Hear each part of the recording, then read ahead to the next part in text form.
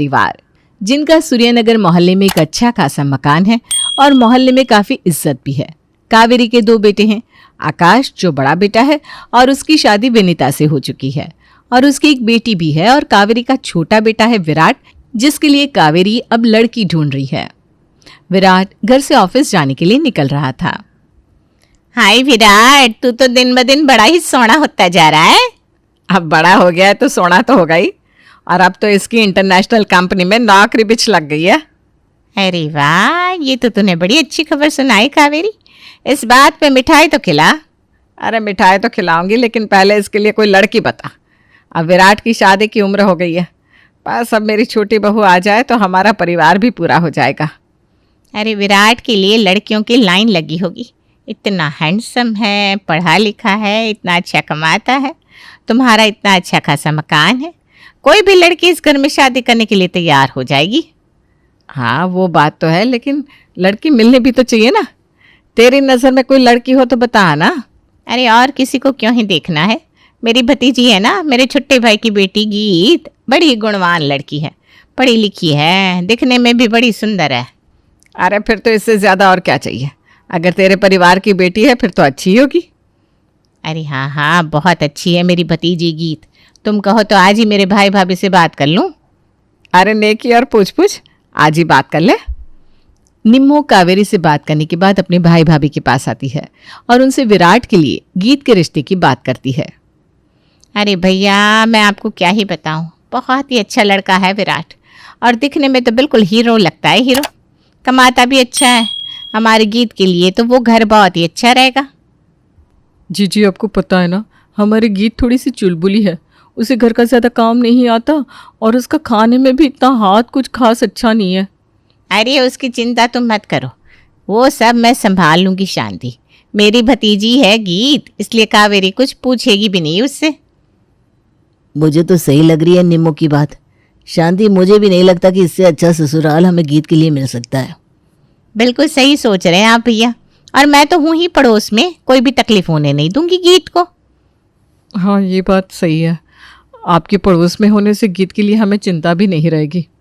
तो फिर मैं कावेरी से बात कर लेती हूँ, और जितना जल्दी हो सके उतना जल्दी इन दोनों का रोका करवा देती हूँ।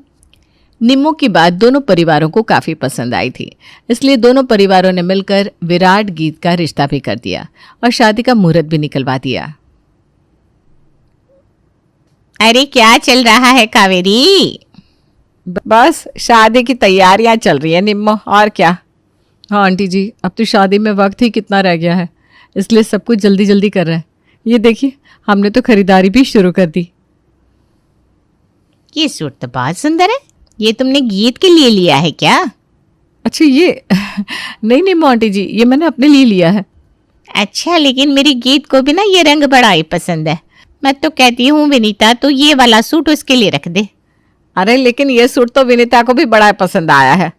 कोई बात नहीं माँ जी, नई दुल्हन हमारी गीत है, अगर उसे ये पसंद आएगा तो कोई बात नहीं, मैं दूसरा कोई देख लूँगी। हाँ, ये सूट ना उसके लिए ही रख दे। निम्मो के कहने पर विनीता ने अपना सूट गीत के लिए रख दिया।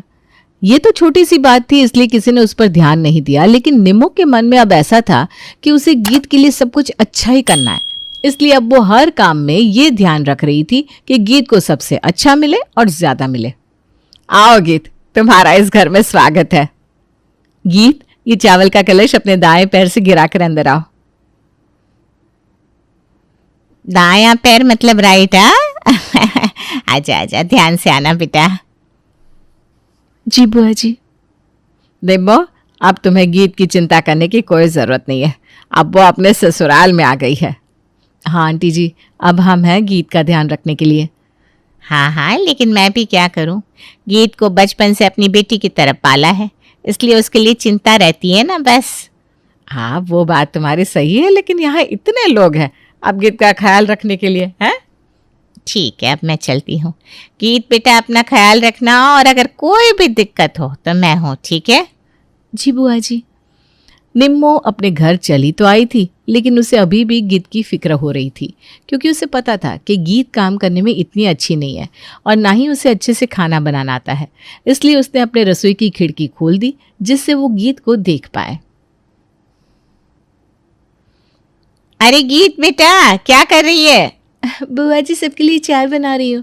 तू क्यों चाय बना रही है? वो विनीता कहाँ गई? हमेशा तो वही बनाती है चाय। भाभी ना वो पिंकी स्कूल के लिए तैयार हो रही है। तुझे काम पर लगाकर खुद अपनी बेटी को तैयार कर रही है। वाह भाई वाह, तेरे आते ही उसने काम चोरी शुरू कर दी। बुआ जी ये चाय में और क्या डालते हैं? देख, मैं ना तुझे चाय का मसाला देती हूँ, उसे चाय में डालेगी तो तेरी चाय उस विनीता से भी ज्यादा अच्छी बनेगी। ठीक है बुआ जी।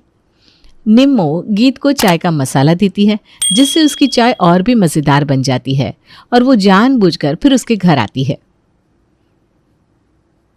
माँ जी ये लीजिए चाय। अरे गीत, वाह क्या खुशबू आ रही है चाय की। मेरे घर तक आ रही है चाय की खुशबू तो।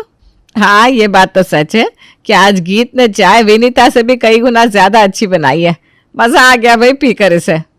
अरे मेरी गीत है ही ऐसी, जो भी काम करती है बड़े दिल से करती है।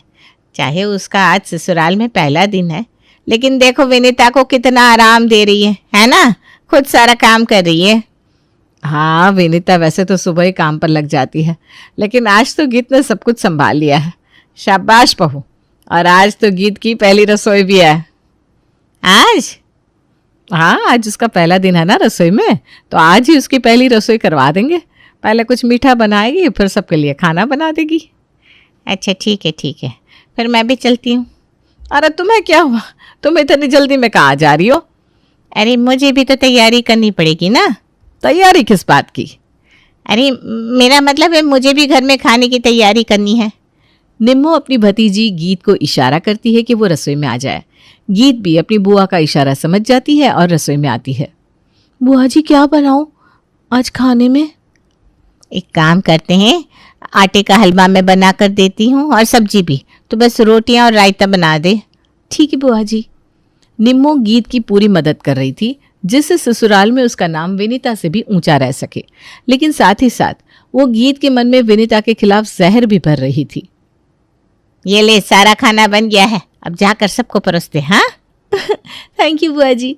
और सुन, तुम्हारी सास के सामने इस तरह जताना कि आज तो तुमने बहुत ज्यादा काम किया है और तेरी जेठानी ने कुछ नहीं किया, समझी? लेकिन मैंने तो सिर्फ खाना ही बनाया है, वो भी आधा तो आपने बना दिया, बाकी काम तो भाभी ने ही किया है। अरे तू ये सब समझती नहीं, तुझसे जितना कह रही हूँ करना उतना। ठीक है। गीत ने ठीक वैसा ही किया जैसे उसकी बुआ जी ने उससे करने को कहा था। उसने खाना भी परोस दिया और अपनी सास के आगे इस तरह जताने लगी जैसे उसने ही सब कुछ किया।